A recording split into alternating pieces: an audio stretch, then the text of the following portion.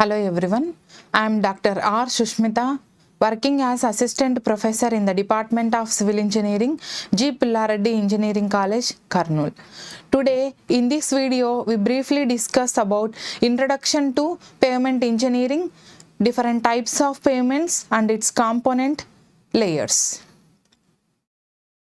So coming to introduction, a highway pavement is a structure which consists of superimposed layers of processed materials above the natural soil subgrade, whose primary function is to distribute the applied vehicle load to the soil subgrade. So, a pavement structure should be able to provide a surface of acceptable riding quality, adequate skid resistance, favorable light reflecting characteristics, and it should produce low noise from the pavement. So there are two requirements of highway pavements: functional requirements and structural requirements. These functional requirements are from the point of view of road user, and structural requirements are from the point of view of highway engineer. So we see what are the functional requirements of the pavement. The pavement should be structurally strong to withstand several stresses which are imposing on it. So the pavement structure should have adequate coefficient of friction to prevent skidding of vehicles. So it should have smooth surface to provide comfort to road users even at high speed, and pavement should produce less noise from moving vehicles, and the surface of the pavement should be less slippery. Structural requirements: the pavement should be sufficient thick to distribute the wheel load stresses to a safe value on the subgrade soil. It should have impervious surface so that it should drain out all the water which is stagnating on the pavement. So it should have a long design life with low maintenance cost. There are four pavement layers: prepared soil subgrade, granular base course, which sometimes it also serves as a drainage layer, over which will be having base course, and finally at the top will be having surface course. So there are mainly two types of pavements: flexible pavement and rigid pavements. And we have another two types of pavements, that is semi-rigid pavements and interlocking cement concrete block pavements. Flexible pavement is a pavement which possesses low or negligible flexural strength.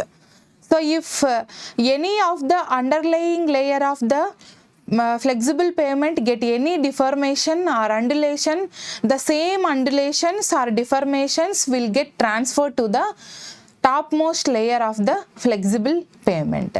So the vertical stress will be maximum on the pavement surface directly under the wheel load, which is equal to contact pressure under wheel load.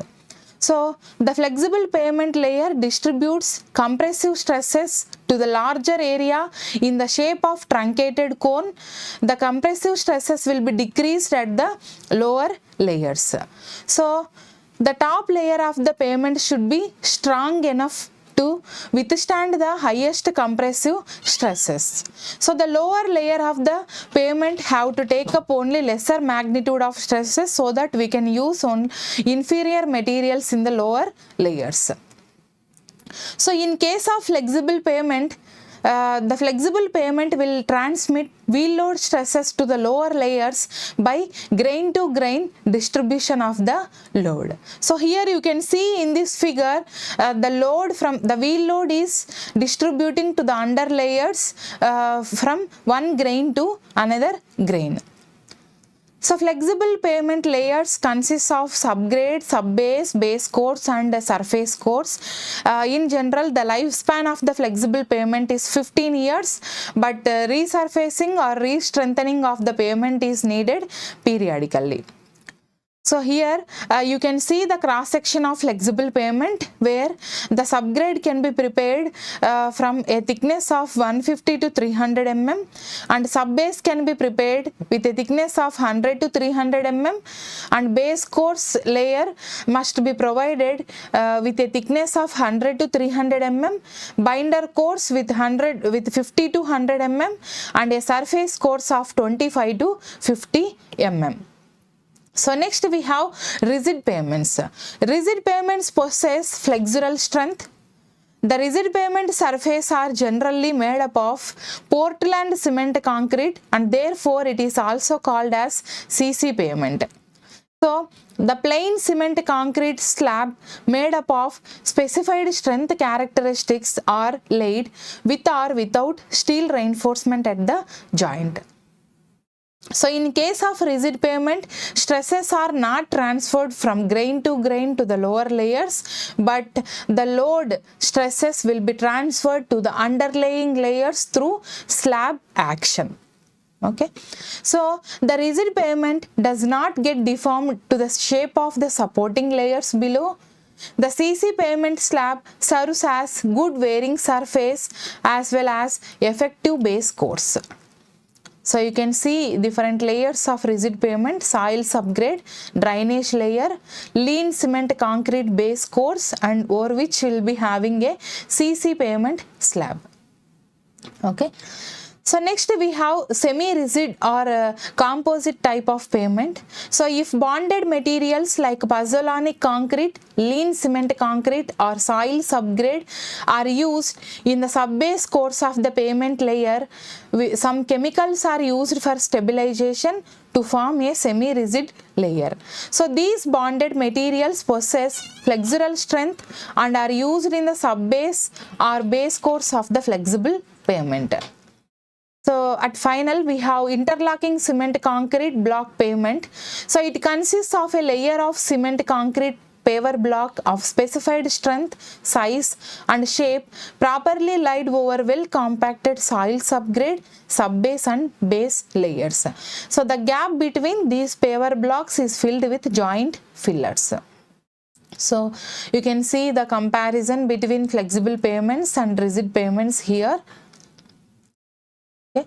So this is the figure showing flexible pavement and rigid pavement. So coming to comparison between flexible pavement and rigid pavement. So in case of flexible pavement, there will be grain to grain load transfer to the underlying layers. But whereas in the case of rigid pavement, the stress distribution takes place through slab action. So the initial cost of the flexible pavement is low, whereas the initial cost of the rigid pavement is high. So no joints are required in case of flexible pavement, but joints are required in the case of rigid pavement. The durability of flexible pavement is less when compared to rigid pavement. So good subgrade is required in case of flexible pavement, and there is no need of a well compacted good subgrade in the case of rigid pavement. The temperature variation has no effect on the stress variation in case of flexible pavement. Temperature variation affects stress variation in case of rigid pavements. Lifespan of flexible pavement is only 15 years, but whereas the lifespan of rigid pavement is 30 years and more. Repair works will be very easy in case of flexible pavement, but repair works are tough in case of rigid pavements. Maintenance cost is high for flexible pavement. Maintenance cost is low for the rigid pavements. Flexible pavement requires less curing time, whereas rigid pavements requires long curing time. So in case of flexible pavement, poor night visibility will be there due to use of bitumen, but in case of rigid pavement, there will be good night visibility. No glare due to sunlight in case of flexible pavement, high glare due to sunlight in case of rigid pavement. So it is easy to locate the underground works like pipe locations in the case of flexible pavement, but it is very difficult to do the underground work in case of rigid pavement. The thickness of the flexible pavement is more, whereas the thickness of the rigid pavement is less. The design of flexible pavement depends on strength of soil subgrade, but whereas the design of rigid pavement does not depend on strength of the soil subgrade. Stability of the flexible pavement depend on aggregate interlocking property, but whereas in case of rigid pavement, stability depends on joints between slabs of the concrete.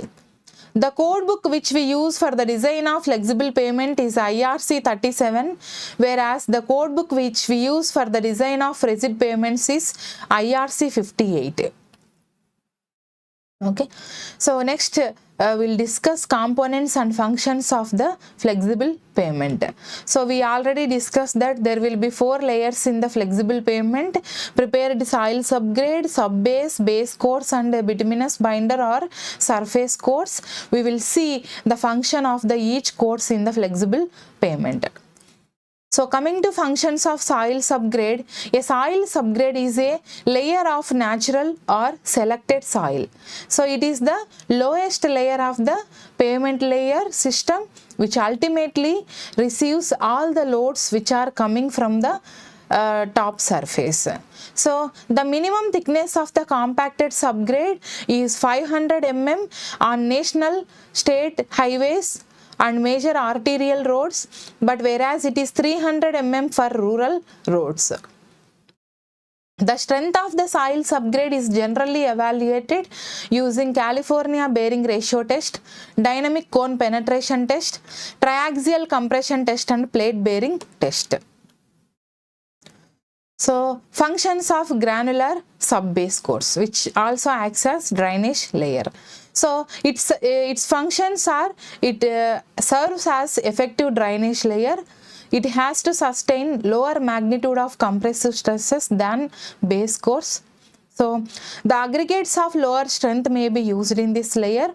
So coarse graded aggregates with low percentage of fines can be used in this layer in general, which serves as a good drainage layer. So next, functions of granular base course. So it sustains the wheel load stresses and disperse through larger area onto GSB layer below. A good base course enhances the load carrying capacity of the flexible pavement structure. So good quality coarse aggregate must be used in this layer. So as per Government of India, as per MORTH specifications, the aggregates which we use in this base course should have an impact value of less than 30% and Los Angeles abrasion value of less than 40%. So functions of thin bituminous surface. This thin bituminous surface prevents entry of surface water into the pavement layer during rainy season, during rains, and it protects the base course. Sometimes it also serves as a varying course, and in general we provide 20 mm thin bituminous surface layer. So next we have thick bituminous binder, whose functions are, so when we provide this thick layer of dense graded bituminous surface course, which are generally adopted for expressways, national highways and state highways. So IRC has recommended Marshall method of mix design for designing mixes for thick bituminous course. So next we will see components of rigid pavements.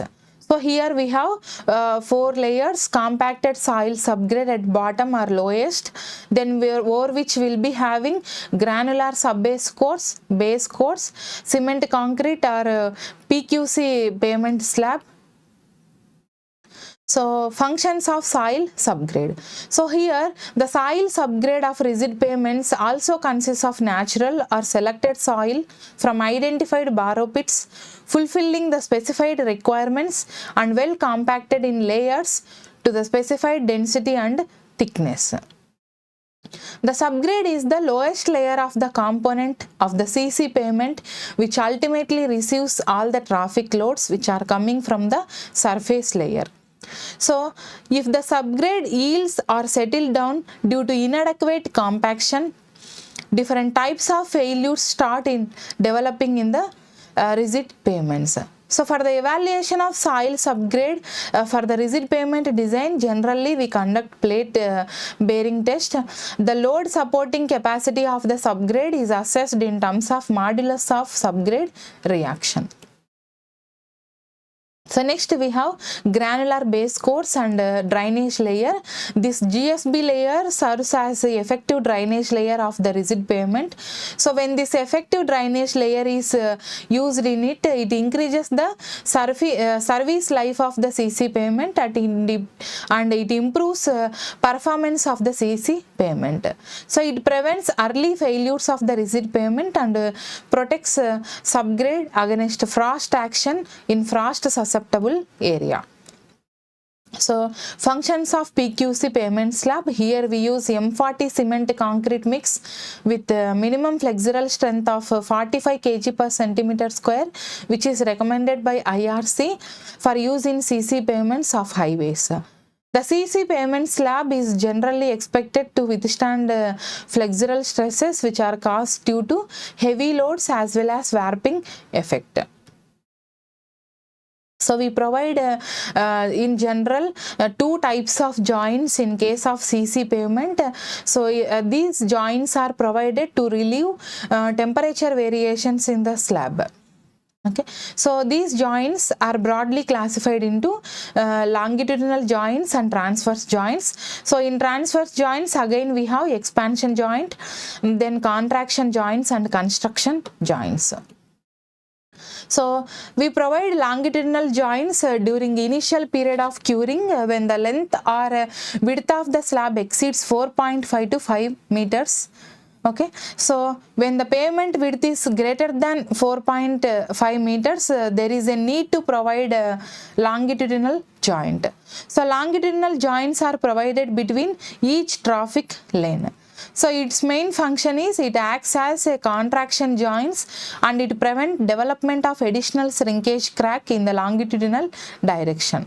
Okay, so when we provide this longitudinal joint, it acts as warping joint and relieves part of warping stresses.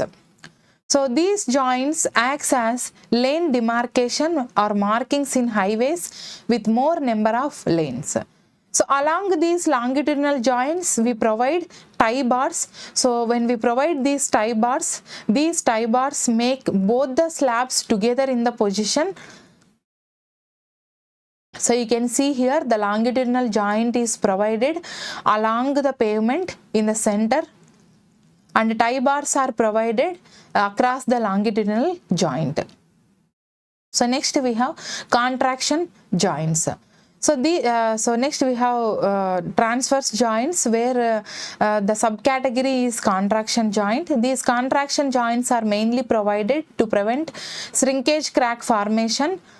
Then these contraction joints are formed by cutting grooves of width not less than 3 mm and depth of 25 to 30% of the pavement thickness. These grooves are provided at intervals of 4 to 5 meters. So steel reinforcement is also provided sometimes to reduce widening of cracks. If we not provide any steel reinforcement, then we call it as a plain jointed concrete cement. So in transverse joints, we have another subcategory, that is expansion joint. So during hot season of the year, CC pavement slab will expand. So similarly, during cold season, the slab will get contract. So to accommodate these variations in the temperature, that is expansion and contraction, so we provide expansion joints. The expansion joints are formed as through joints across the full depth of the slab with about 20 mm gap between two slabs. So there is no load transfer across the expansion joint. So in order to strengthen these locations, we provide dowel bars. So we have construction joints, which are also subcategory of transverse joints. So when we provide these construction joints, so we provide construction joints during construction of CC pavement when concreting work is stopped at the end of the day, or concrete paving is suspended due to any reason, then a construction joint is formed. So it is required to provide dowel bar at construction joint for load transfer. So this is briefly about various types of joints which we provide in the case of cement concrete pavements. Thank you.